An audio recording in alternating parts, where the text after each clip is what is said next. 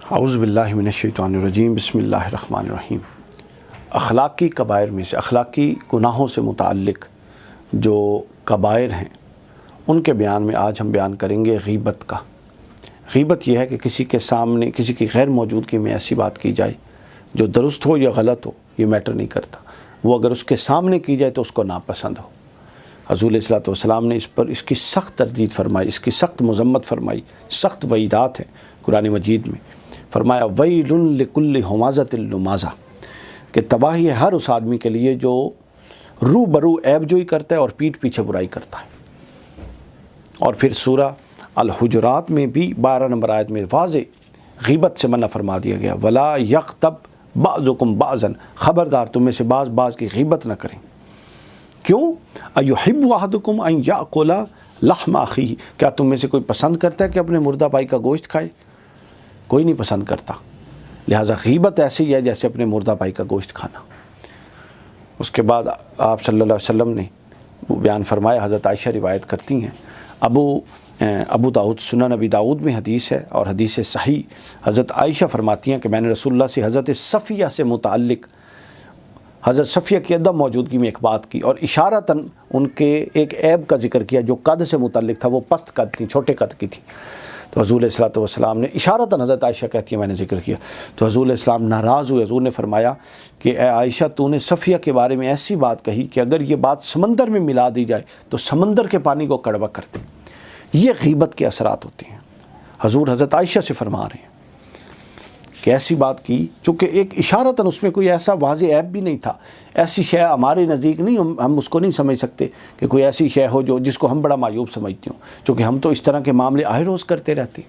لیکن حضور علیہ الصلوۃ والسلام کو دیکھیے، آپ نے فرمایا کہ عائشہ یہ ایسی بات ہے کہ اگر اس کو سمندر میں ملا دی جائے تو پورے سمندر کو کڑوا کر دے، چونکہ غیر موجودگی میں ان کا ایک ایسی چیز کا ذکر ہوا جو ان کے سامنے ہوتا تو ان کو ناپسند ہوتا۔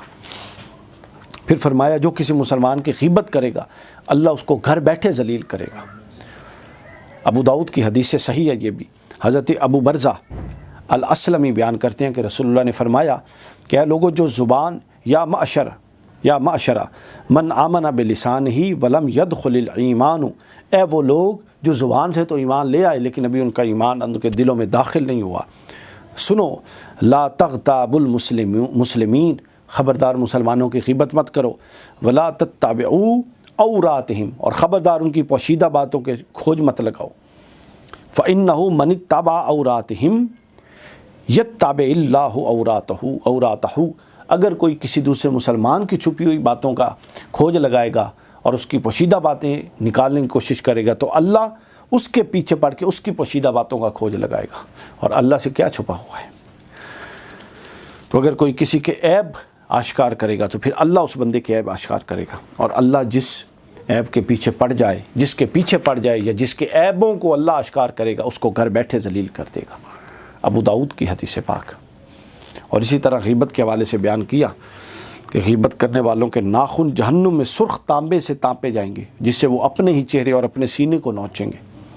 ابو داؤد ہی کی حدیث سے صحیح، حضرت انس بن مالک بیان کرتے ہیں کہ رسول اللہ نے فرمایا کہ معراج کے دوران میرا گزر کچھ ایسے لوگوں پر ہوا کہ جن کے ناخن تانبے کے تھے، جن سے وہ اپنے چہروں اور اپنے سینوں کو نوچ نوچ کر کھا رہے تھے۔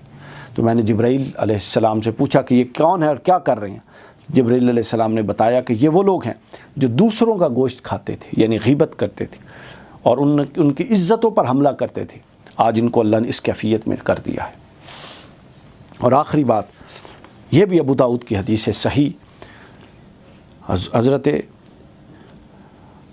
مستورد رضی اللہ تعالیٰ عنہ نے بیان کیا، حضرت مستورد رضی اللہ تعالیٰ عنہ بیان کرتے ہیں کہ رسول اللہ نے فرمایا جس شخص نے کسی مسلمان کا عیب بیان کیا، اس نے ایک لقمہ کھایا، اسے اللہ اتنا ہی لقمہ آگ یعنی جہنم کا لقمہ کھلائے گا، اور جس نے کسی مسلمان کا بڑا عیب بیان کیا، کپڑا پہنا یعنی کپڑا بڑا ہوتا ہے تو زیادہ یعنی غیبت کی، تو اللہ تعالیٰ اسے جہنم کی آگ کا اتنا حصہ کپڑا پہنائے گا۔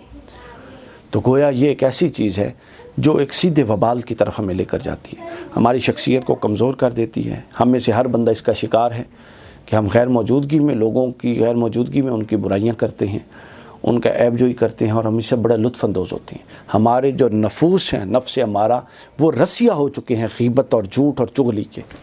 ہمیں سکون نہیں آتا، جس طرح نشے ہی جو ہوتا ہے اس کو نشہ نہ ملے تو سکون نہیں آتا، اور ہمارے پورے معاشروں کو، گھروں کو، اخلاقیات کو اس چیز نے تباہ و برباد کر دیا ہے۔ اللہ تعالی ہمیں غیبت سے محفوظ فرمائے۔